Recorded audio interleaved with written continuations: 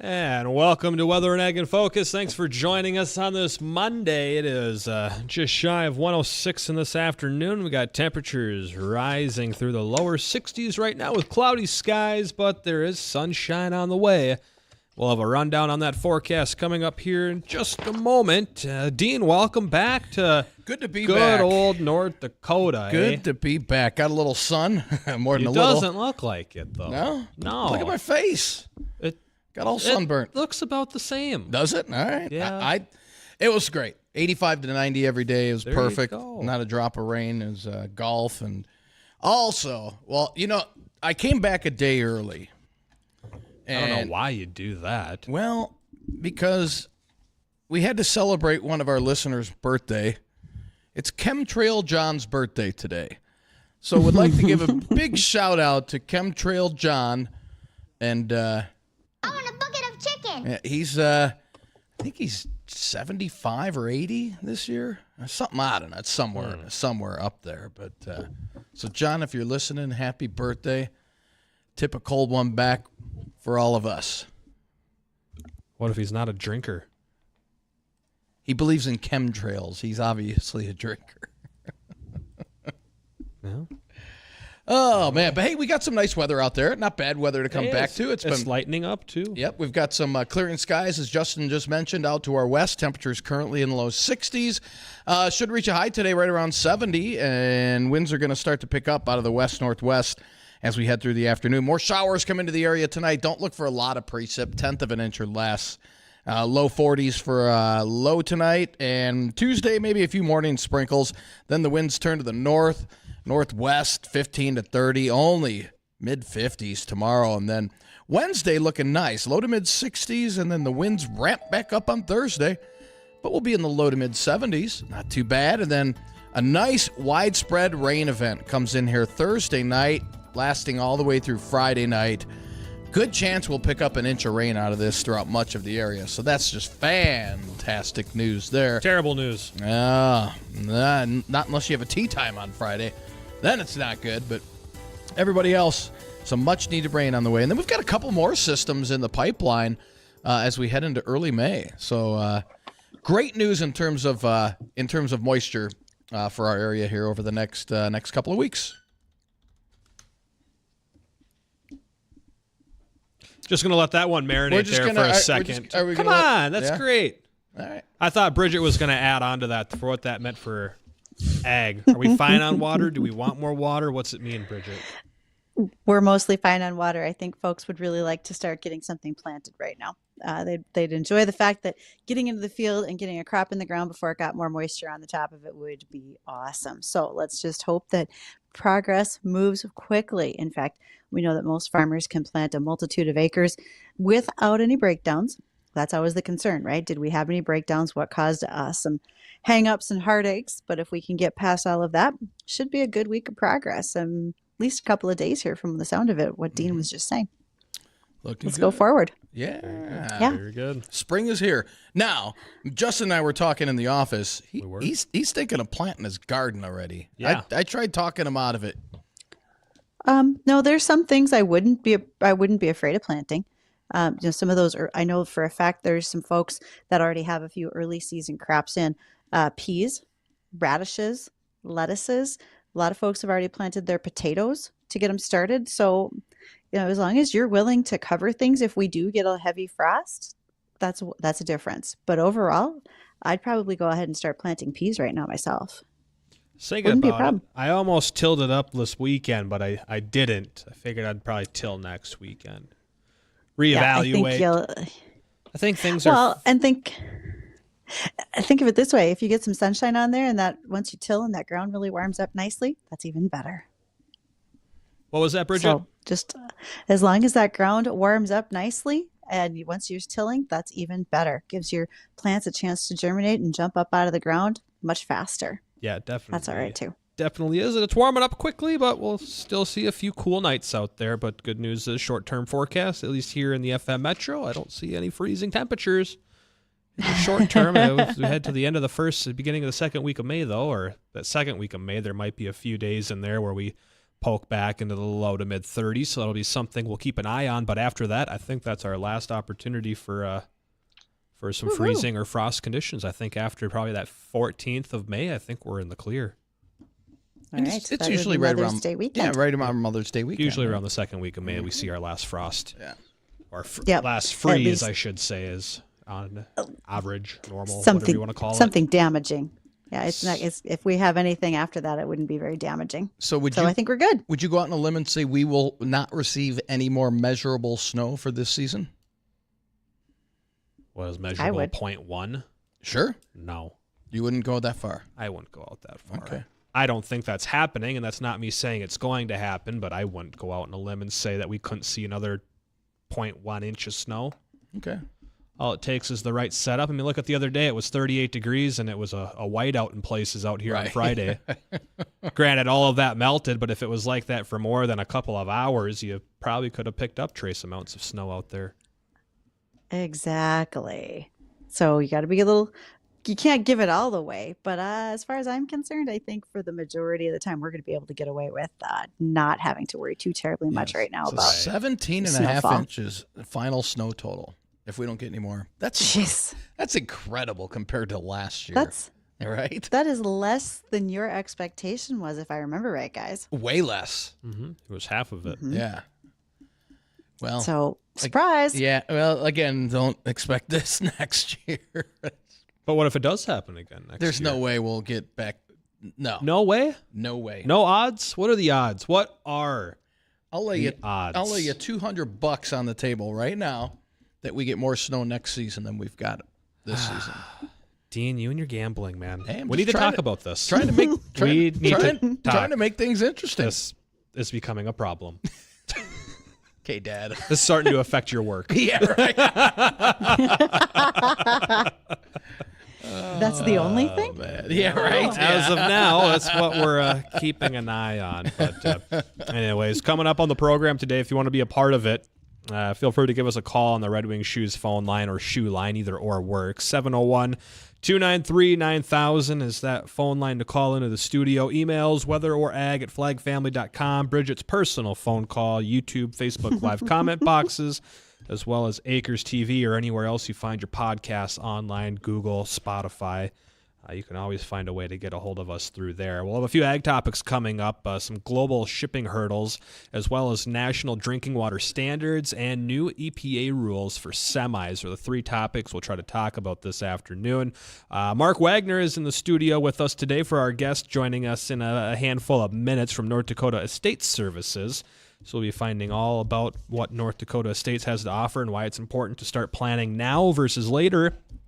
And also another check on that forecast for those that are just joining us. We'll run down that forecast with what that extended looks like. But for today, increasing amounts of sunshine again, upper 60s near 70 with red flag warnings in effect south of Highway 2 across the state and areas of South Dakota and areas of eastern Montana. 8 p.m. Central Time here is when that will expire for Cass County. Let's see. Should we hit one of those ag topics right now? Why don't we just hit on the first one on the shipping hurdles? Well, we should, but then additionally, I just got a last-minute note from Caitlin Root. She is the executive director for Minnesota Cattlemen's Association. She wanted us to let folks know that if there's someone in Minnesota who is interested in applying for a position they have open for the Beef Promotion Board in Minnesota, please send her a message by Wednesday, April 24th. And if you are thinking that you might want in on that as an opportunity, why don't you just drop an email to me, ag@flagfamily.com. I'll make sure to hook you up with Caitlin so you get an opportunity to apply for that position. They would like to have you there to help decide how to spend checkoff dollars in the beef industry. Then, as far as shipping hurdles, well, it's not like we're running a race and jumping ships over hurdles, although You watch out. I won't put it too far past them. There will be days. There will be days. So we've already known about some of the water shortages in places like the Panama Canal. So that's causing hangups there where normally you would see 35 to 40 ships a day passing through. Now they're only getting about 24 ships of size through that area, and they're having to be loaded with less cargo so that they aren't weighted down, so that they have more draft to get through the Panama Canal through the lock system. So there have been some thoughts as to what can we do to route around there so that we don't have as many problems. Because here's the hang up. If you're going to have to ship from the port of New Orleans to the port of Tokyo, you now have to go around the Cape of Good Hope. If you were able to go through the Panama Canal, that will cut your time down from 54 days to just 32. So again, if you have to go all the way around the Cape of Good Hope, that's 52 days.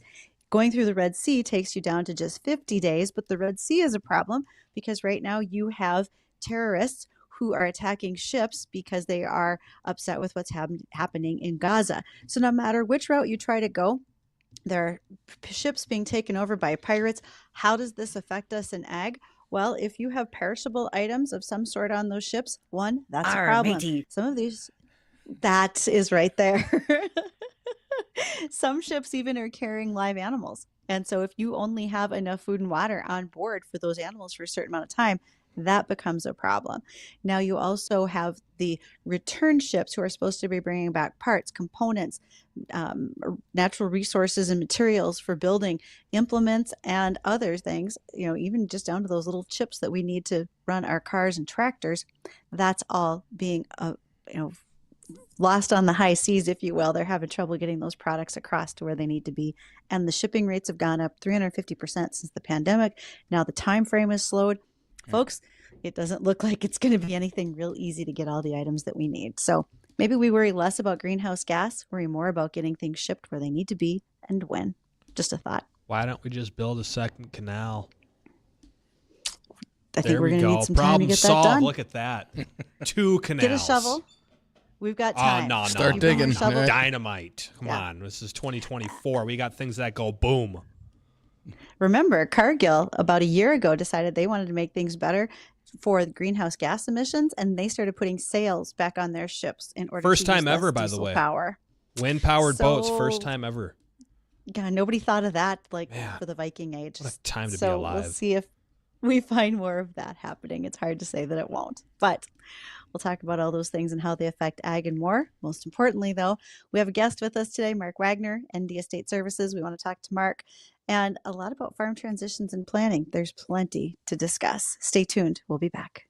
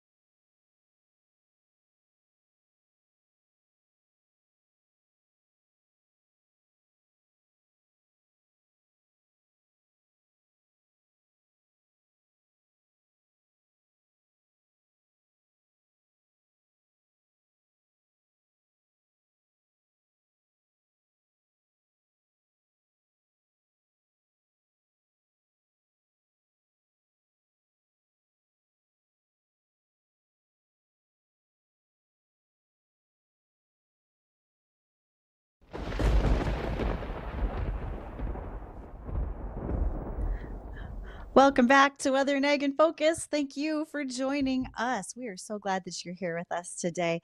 And don't forget that if you have the opportunity and you're planning ahead for those rainy days at the end of the week that Dean and Justin were talking about, check out North Dakota Sweet Crude when you get the opportunity and you're in your favorite liquor store, because it is a great mixer for a number of things like what's called the North Dakota Peach Cobbler, Crawford's Crude Manhattan, and Dakota Sweet Lemonade. If you're looking for those recipes and more, you can find them at at crudespirits.com, and they'll happily help you out with those recipes. And guys, that reminds me, if I check our show calendar, I do believe this Friday we all better be in studio because it's North Dakota Sweet Crude sample day for us. Are we getting on air drunk at 1 o'clock on a Friday?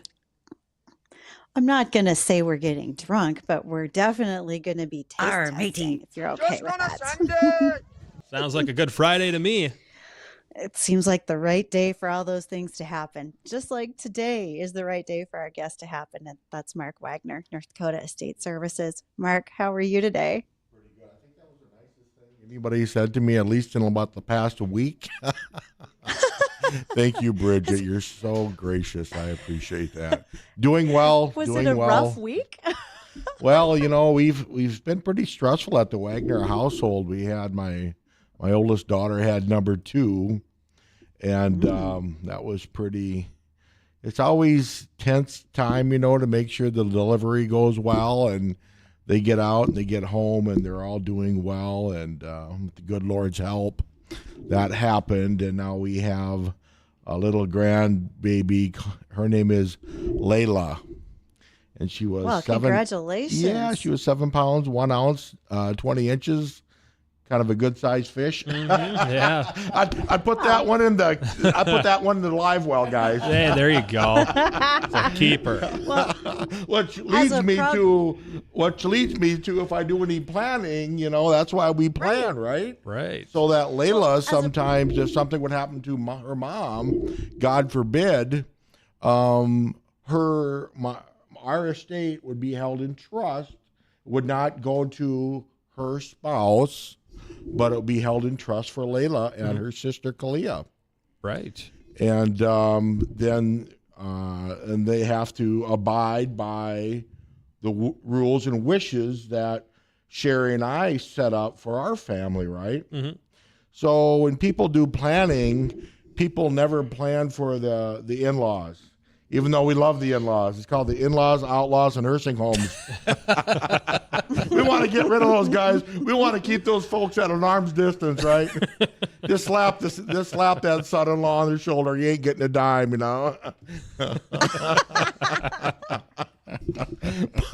Okay, wait though. Wait. What if son-in-law is part of the whole farming operation? You've got all these people.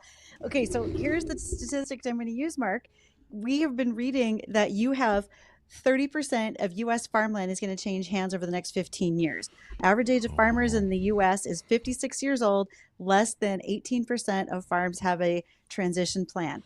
Where do we begin? Are we going to get this done in time, or are people just going to unfortunately die off with no plan in place? First of all, I want to validate what you just said. 2 weeks ago, I got a call from the Wall Street Journal, and they were wondering how people in North Dakota, the farmers, because of this big transition, how they're going to transfer that highly appreciated land asset to the next generation. And when there's son-in-laws, daughter-in-laws that are family isn't the traditional family farm anymore. You have your daughter-in-laws farming with you. You have your son-in-law farming with you. And how do we make this work, right? And there's a lot of things that you can do.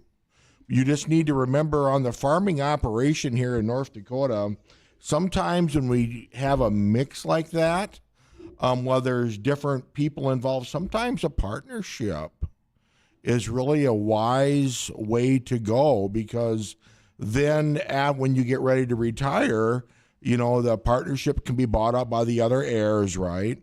But just because you have a partnership does not mean your estate will not go through a probate. Okay. So you have a partnership for your business because you have multifaceted, different people involved. But if you just have a will per se for your estate by state law, not what Mark is saying, you don't have to listen to me. That's fine. But if you have a will by state law, everything that you have, if you have a will go through probate. And that nice attorney that was so gentle and kind to get you a will for $500. He thought he was giving you thought you just sucking that thing up like right now, right? Now you're dead. And now he's collecting 4 to 7% of your estate. Right. So I think there's a term there we need to identify. I mean, I'm sure a lot of people have heard of the term, but for those that haven't, what's probate? If something's going to probate, what are we talking about here? Probate is a legal process after you die. And what happens is a probate is a process of really getting your creditors paid. That's the whole process there. But what happens is people have their names on their quitclaim deeds on their property, but when you die, even though you have a will stating that you want it to go over here, because it's in your name when you die, it can't be transferred. The only person that can transfer that is a judge, right? Mm-hmm. And because your legal definition is a corpse, corpses in the state of North Dakota don't have any legal right to transfer assets. Right. So the only person that can transfer that to your next person, to your beneficiaries, is a judge, and that's called probate. First of all, he's going to verify that you died. It was you. He's going to verify or authenticate your will, that he's just going to give it to the attorneys to probate. So how do we get around that? That's a good question, and people have been trying to figure that out for years, and I think that with the right help, it's a very easy process, very easy solution to that question. Mm-hmm. But you got to realize, I don't mean to laugh here, but you got to realize in North Dakota, there's still a lot of good old boy system. I was helping a farmer and a rancher in the southern part of North Dakota. We just got done setting up a revocable trust for their estate. He goes, Mark, we just want to talk to our banker. You know what his banker told them? You should get a will. They had all minor kids. Oh, wow. And he's been in the business for over 35 years. Didn't have one at all. Yeah, and you know what they typically do? Remember I said a good old boy system? Guess who we wanted to refer him to? Local attorney. So the local attorney would set him up in a will, right? He'd collect all the probate fees, so the kids would have to go around and it'd just be a mess for the entire family. Now, I'm not saying that is true each and every time, but I did run across it here a few weeks ago. And it's sad because it's still out there. The best solution out there, I would say, would be to call North Dakota Estate Services. Why? Our service, Justin, we are a really unique service when it comes to estate planning. And what makes us so unique is that, let's say if you want to go ahead and see like a generic attorney out there, an average trust will be between $5,000 to $7,000, but he'll go ahead and drop all your legal documents that you want, right? But what he's going to do after that's done, he's going to hand you a set of instructions that's going to be between 7 to probably 10 pages long of all the different things you are going to have to do. And I kid you not, you're going to start looking at these pages, trying to pronounce some of these 15-letter words. Those are the fun ones. Then what happens is you end up grabbing your phone for another $500 an hour. Time you get done, you'll have maybe 8, 9, 10 grand wrapped into this thing. Right. How we are uniquely servicing people is when people want to trust, everything on us is all flat fee. The attorney's on a single flat fee, I'm on a flat fee, but you have to remember the legal work is only about 20% of the estate. It's only about 20%.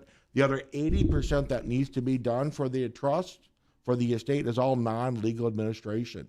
So what we do is that same attorney, instead of billing you $500 an hour, we take care of that for you to help you with the deferred grain contracts, the livestock, that's all in your name, grain in the bin, machinery, FSA, all that stuff that would trigger a probate. We try to get everything there listed in the name of your trust. So therefore, when you die, nothing is going to be sent to a probate.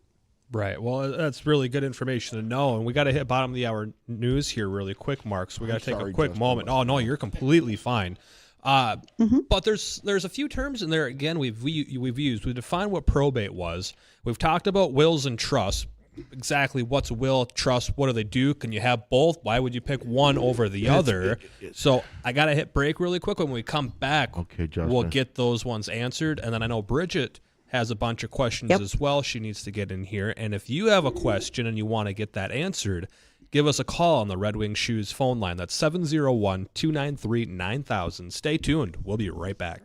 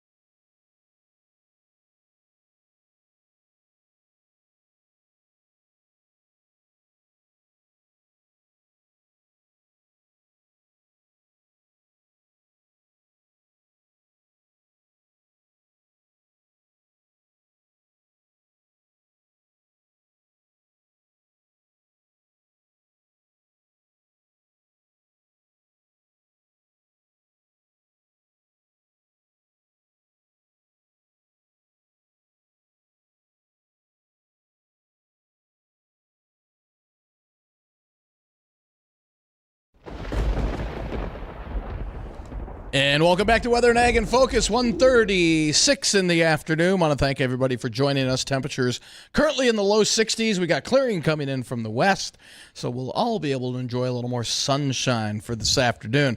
And speaking about a ray of sunshine, that's our guest today, Mark Wagner of ND Estate Services.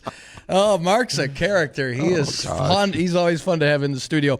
And Mark, we've got an email question from one of our listeners.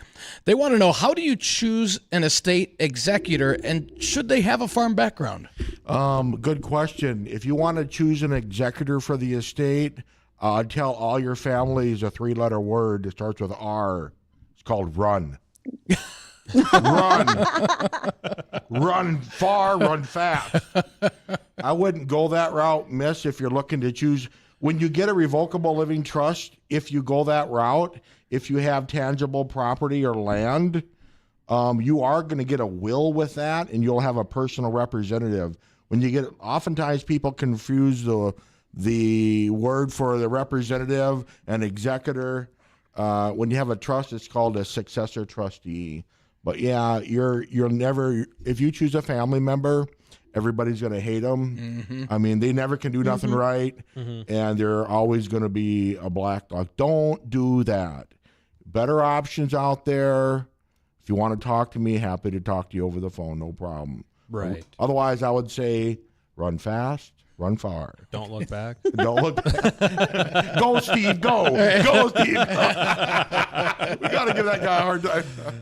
But, yeah, that's a good question. But I would look at a different way to administer an estate by looking at a will's not. What happens is that when you die with a will by state law, it has to be probated because that land is still in your name.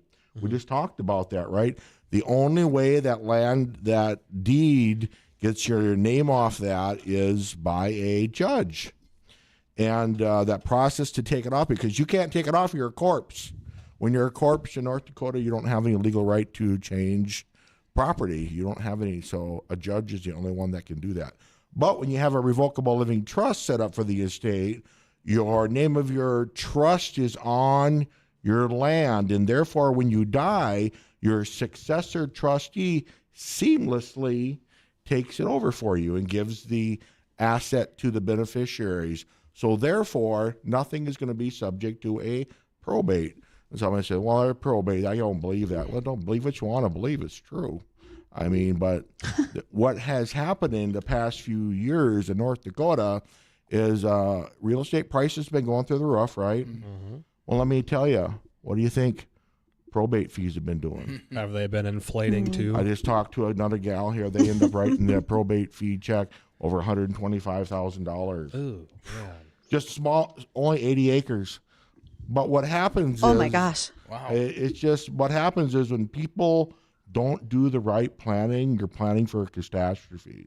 Now, if they would have set up a revocable living trust on the estate, there'd be no probate fees. There'd be no contestation of the settlement. When you have a will, 50% of wills are always overturned. Then it goes to a named individual. Well, guess what happens to individuals? They get a divorce. They lose the estate. You know, they get in a bad accident. Someone gets killed, your fault. You'll lose half of it. But when you set it up in a trust, well, you've actually did the best thing for them because trusts are incontestable. And a lot of times the attorneys will actually put a clause in there called the incontestability clause that at settlement time, if any of the heirs are upset with what mom and dad did, and they can, well, I tell them you can sue this trust, but if you do, you're liable to get only $1 from the estate. Wow. You know how quick settlement is? Yeah. We're playing checkers in about 20 minutes. You know? Yeah. Well, I want to go back.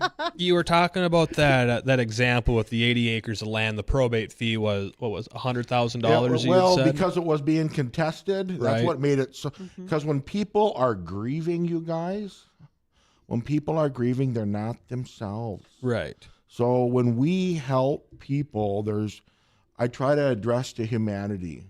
How I address to humanity is I make all my clients write letters out to their kids, telling them why they're doing it. But number one, they need to tell them that they love them and they're proud of them, and tell them I had to spank you, but you had it coming, right? Right. I had to give what you had it coming that one time, and don't you forget it. Don't break the window next time. Think again. But they say that, and what happens is it gives the kids the closure. When kids get, you know what? Because a lot of other people would love to give them some closure, right? Mm-hmm. Sometimes it's an illicit relationship, and all of a sudden the whole estate that they have, they love them for about $2 million, right? Right. Right? They're loving them all the way to the bank, right? When the money's gone, the fun's gone, right? No money, no fun. So sad your dad, right? Right. So here's what I'm getting at. You got these fees for probate. What happens if you're in the process of that? It's going to probate, and you got these fees to pay. You ain't got no money to pay fees. What happens to this stuff? That's really. Does it just go to the state? I seen another. SOL? I just had that situation happen. And what happens is if there's no cash left in the estate, and oftentimes it's not because they spent all the cash, well, the probate fees or the attorneys by judge order get paid first. They have to put liens on property. So when that heir gets that property, they get a property that has an encumbrance on it, so it can't be transferred until it has a clean title. Mm-hmm. I mean, just you don't think of that, but what happens when you're dealing with these highly appreciated assets like land in North Dakota, South Dakota, Minnesota, this is what happens. Mm-hmm. And if you're not careful, the only thing that's going to happen out of a cheap will is an expensive probate. Your kids aren't talking to each other. They're getting their own attorneys. And good luck getting Christmas and Thanksgiving. Right. It really causes a lot of problems. It really does. Interesting. Hey, if you got a question, feel free to give us a call. 701-293-9000 is the Red Wing Shoes shoe line. We got Sandra on line 1. Sandra, thanks for listening and calling. What's your question for Mark? Yeah, my question, Mark, is I've heard you reference revocable trust a couple times, yet I know if someone has to look at a nursing home situation and look at possible Medicaid coverage, they insist on it being irrevocable. Can you give me some ideas on that? Yeah, I certainly can. It really depends upon the age of the grantor. The grantor is the person setting up the trust, or they're also known as a trustor.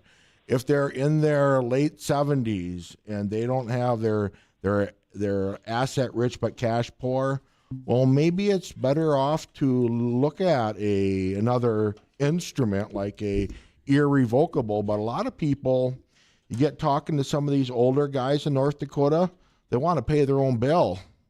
I just got done helping a 95-year-old gentleman owns I don't know how many sections. And I go, would you want to do that? He looked at me right in the face. He says, no, Mark, I don't. I go, why? He goes, I want to be a man of integrity. I want to pay my bill. So it's so nice to speak into that if they want that. But if not on a revocable trust, they wanted to sell a 80 or a quarter to pay their way to have integrity, they certainly can do that. Life estate in the North Dakota used to also be a wonderful way to transfer land to the beneficiaries. But again, it doesn't. It goes to a named individual. Mm-hmm. And what happened is a legislator here in 2023, last year in North Dakota, they bumped it up from 5 years to almost infinity. I mean, Burgum slipped it in there, and I don't know how that happened, but that's exactly what happened. You know, I always thought that guy was a Democrat in disguise. He's a Democrat in disguise. We thought he was Robin Hood, but it actually... I had to say that, you guys. Come on, that was funny. Mark, you can laugh. Okay, relax, let it flow. Happiness is a laugh, right? I do have one thing here as we get into our last couple of minutes and our time with you.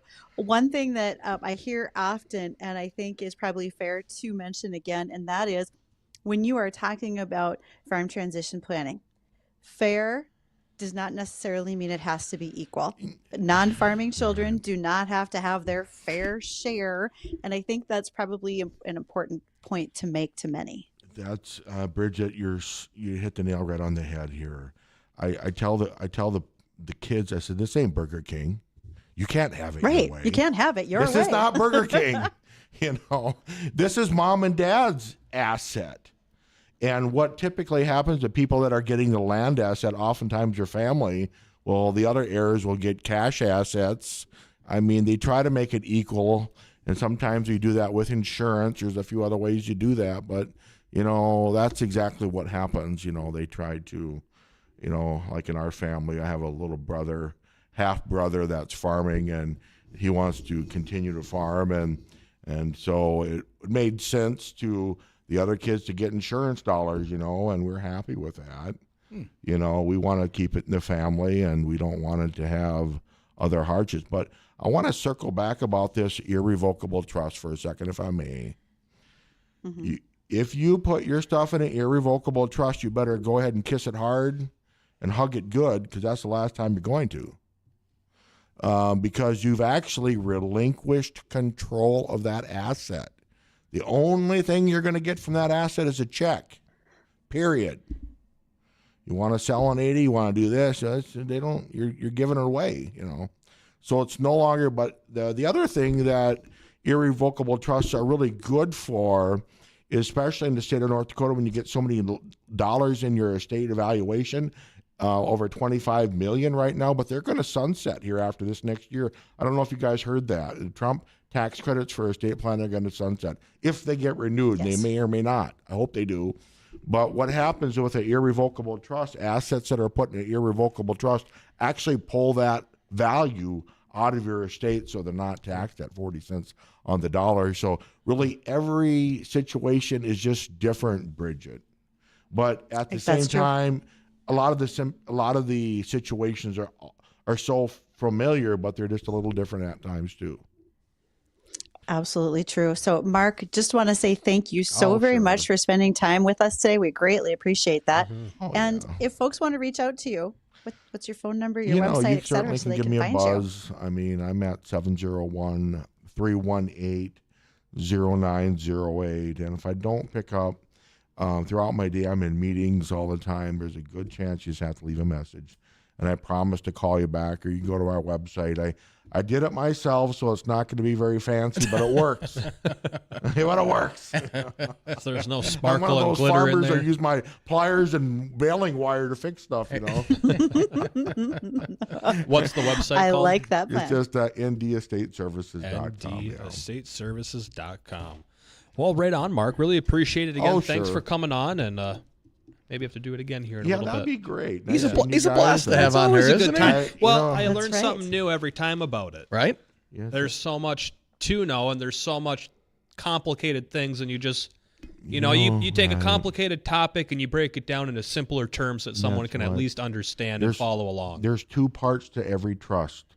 There's the legal part and there's the non-legal part. And what people need, because if things aren't listed in the trust, it's going to be subject to a probate. So you need someone help to do that. That's what makes us uniquely different. And then we don't have any cost to meet with you annually, and we don't charge a 2% settlement fee on the estate. If everything is listed in your trust, you know how easy it is for your family? It's so easy. It would be. Closure is like boom, boom, boom. Okay, thank you guys so much. God bless you, Bridgette. Nice seeing you. Thank you very much, Mark. On the TV over there. Yeah, that is you. No. It's actually a stationary picture. Bridgette's that looks on the good. phone. You see, that is her. You got to give her a hard time, guys. Don't let her get away scot-free. We don't. We don't. Don't worry about that. We'll catch you later. Let's see. God bless everybody. God bless you, listeners. Bye-bye. Thanks, Mark. All right, well, we got to check on the forecast. 2 more egg topics to get to when we come back. Again, you want to sneak into the program quickly, 701-293-9000.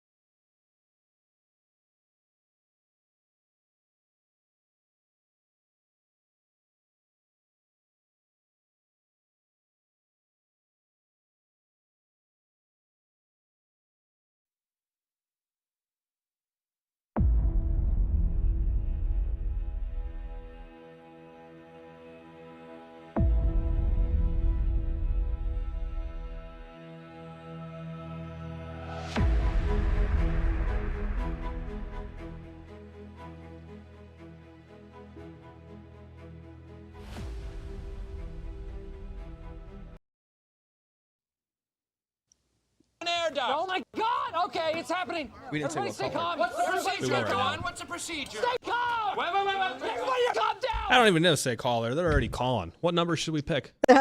Let's pick caller 2. Caller number 2. Hi there, caller. What's your name? Doran. Doran? Yep. You're caller number 2. Congratulations. You're getting qualified to win, or at least a chance to win, that $1,000 Jay's tax relief money. Excellent. Right on. Hey, stay on the line. Our producer will get a little information from you, all right? All right. Thank you. Perfect. Thanks for listening and playing, everybody. We'll do it again tomorrow, sometime between 1 and 2. That way you got, quick dialers, you get them right off the bat. Bam. Speed dial. Speed Right dial. off Speed the dial. bat. All right. And when's Jay doing that? Friday, right? Friday. All right. 4 o'clock sometime. All right. Sounds good. Mm-hmm. Sounds good. Well, you want to recap the weather real quick? We do have clearing skies moving in from just to the west of the valley, so we'll see increasing sunshine from west to east for the afternoon. Lakes country, you're probably going to be socked in the clouds quite a bit of the afternoon, but by evening you should see more sunshine. Highs today in the upper 60s, valley westward. Out in Lakes country, a few degrees cooler than that. Some spots will touch 70 with those winds switching to the west-northwest at about 15 to 30.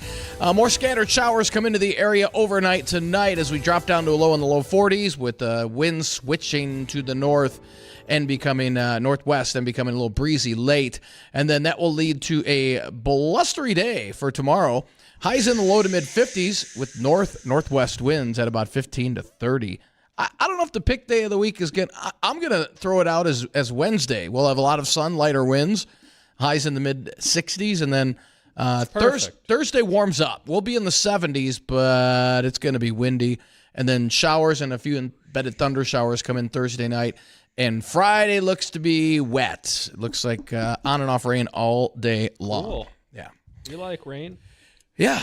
I mean, if you're out in the fields this week, dodge some raindrops early this week, and then, some much-needed moisture by Thursday night and Friday. And the weekend, from this standpoint, looks a little cool, 50s. That's not too bad for this time of the year. I mean, we could be looking at snow, so 50s will work. Bridgette, how's that sound to you? You're the one who travels.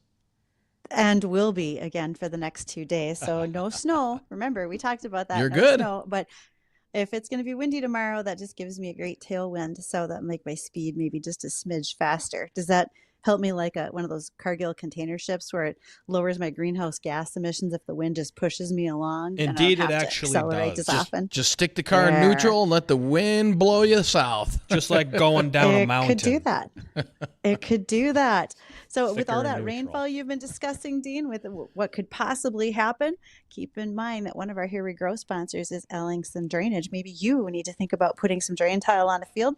Talk to them about that, and they do so much more. They work in the energy sector. They can help you when it comes to public areas, making sure drainage is taken care of besides just farm fields. So give them a call, and then also a thank you to our seed cooperator for Here We Grow, and that is Dairyland Seed.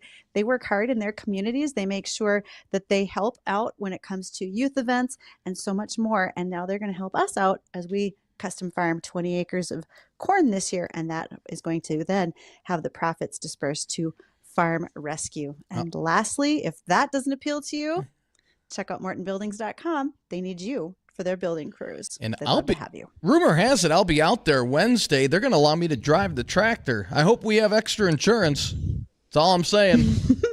Well, you dented the last combine head, so Should be fun. I think that was a mandatory thing for him to sign up this year. Yep.